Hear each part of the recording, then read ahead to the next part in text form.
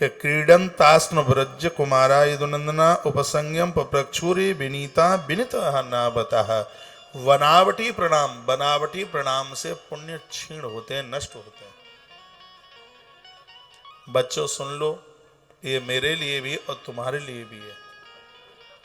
प्रणाम कभी किसी को प्रसन्न करने के लिए नहीं किया जाता, ये प्रणाम हमारी संस्कृति है। प्रणाम करने से आयु बढ़ती है, यश बढ़ता है, ऐश्वर्य बढ़ता है, वैभव बढ़ता है। शायद वह बच्चा तुम में बैठा हो, 2-3 दिन पहले की बात है, बैठा होगा। हमें तो पाम बाम छुआने का कोई शौक ही नहीं है, क्योंकि पान छुआने के लिए, आशीर्वाद के लिए तपस्या चाहिए। हम तो पेटू राम आदमी है, तपस्या कहां से लाए। ऐसे यूं चलना हुआ तो उसने यूं ऐसे, बगल वाले ऐसे लेट के बच्चे प्रणाम कर रहे थे और वो यूं ऐसे, एकदम मेरी ऐसे निगाह पड़ी तो लंबा होकर के लेट गया। मैं समझ गया कि ये मुझे खुश करने के लिए कर रहा है। उसको पहले यूं, क्योंकि उधर देख रहे थे, फिर यूं देखा।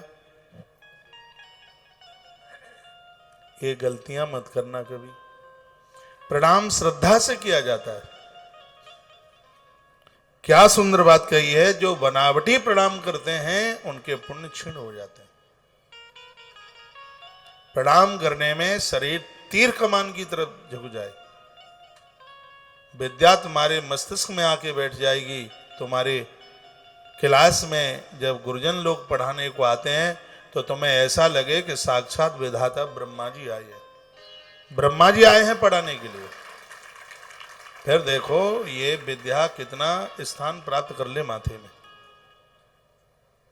सब किताबें बैठ जाएंगी आके। व्यवहारिक ज्ञान, विज्ञान 2 प्रकार का होता है, एक पुस्तकीय ज्ञान और एक व्यवहारिक ज्ञान। ये कथाएं हम पुस्तक ज्ञान से भी कहते हैं, लेकिन इसके संग संग व्यवहारिक ज्ञान से भी कथा, बिना व्यवहार के ज्ञान की कथा चल ही नहीं सकती।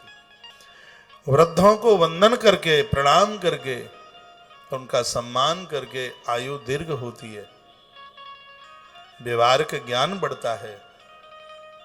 मैं सबके ही लिए कहना चाहूंगा, कोई मेरी बहन अपने घर में बड़ों को आदर करके, प्रणाम करके देख तो ले, देखे वो सुख प्रसन्नता, देखे वो।